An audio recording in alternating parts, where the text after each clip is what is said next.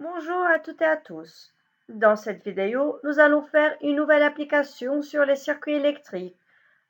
Comment calculer la tension électrique ou bien les tensions électriques aux bornes de différents éléments électriques.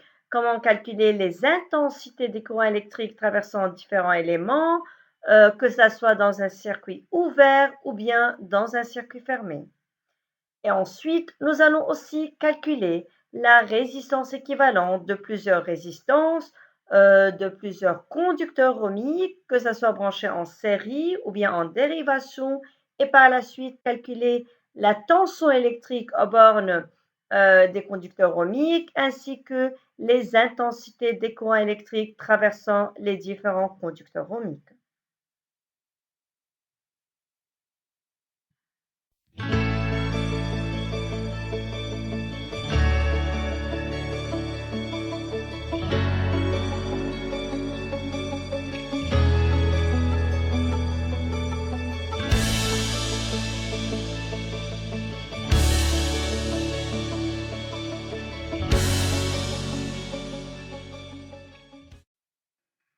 Voilà le circuit de cette application qui comprend en premier lieu un générateur qui maintient entre ses bornes une tension constante de valeur 31 volts. Ça comprend aussi quatre lampes L1, L2, L3 et L4 qui se comportent comme des conducteurs ohmiques ayant comme résistance 1 ohm, 2 ohms, 3 ohms et 4 ohms respectivement, et aussi un interrupteur symbolisé par la lettre K. Dans la première partie de cette application, nous allons ouvrir l'interrupteur et ensuite nous devons déterminer la valeur de la tension aux bornes de cet interrupteur, la valeur de l'intensité du courant électrique traversant cet interrupteur.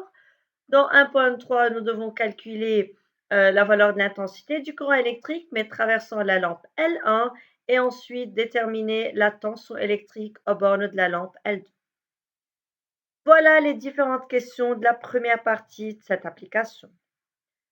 Pour la deuxième partie, nous allons fermer l'interrupteur et par la suite déterminer la valeur de la tension aux bornes de cet interrupteur qui est fermé maintenant.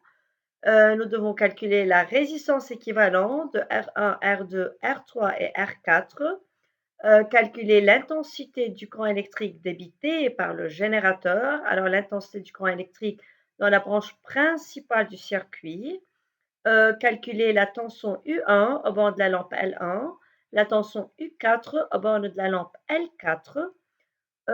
En utilisant la loi d'additivité des tensions, nous devons déterminer la valeur de la tension U2 au bord de la lampe L2 et U3 au bord de la lampe L3. Et finalement, en déduire l'intensité du courant électrique I2 traversant la lampe L2 et I3 traversant la lampe L3. Voilà, prenez un peu de temps pour lire les différentes questions, pour penser comment faut-il les résoudre et nous allons commencer par les travailler par la suite.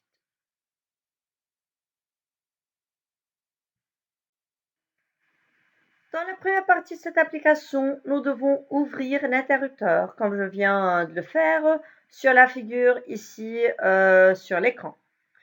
Déterminons la valeur de la tension au bord de cet interrupteur qui est ouvert.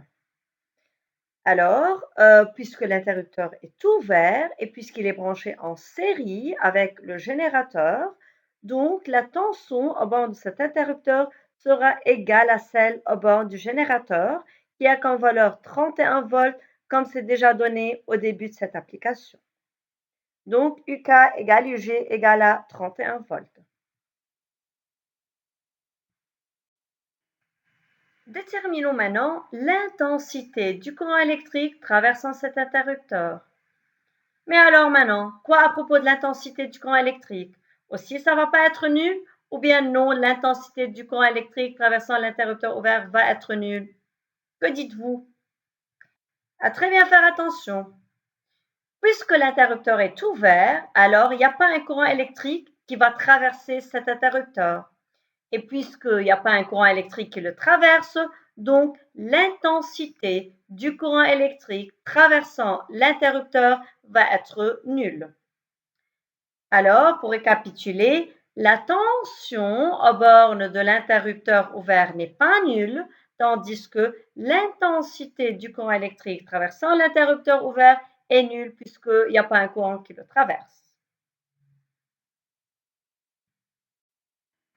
Nous devons maintenant déterminer l'intensité du courant électrique traversant la lampe L1. Ici, puisque l'interrupteur ouvert est placé dans la branche principale du circuit, donc sûrement il n'y a pas un courant électrique qui va traverser la lampe L1.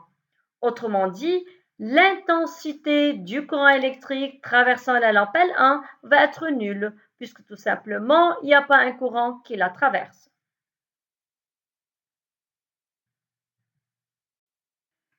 Quoi à propos de la tension électrique aux bornes de la lampe L2?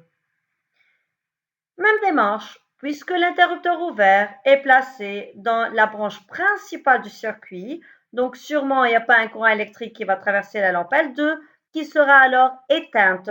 Et puisqu'elle est éteinte, la tension à ces bornes est nulle. Donc UL2 égale à 0 volts.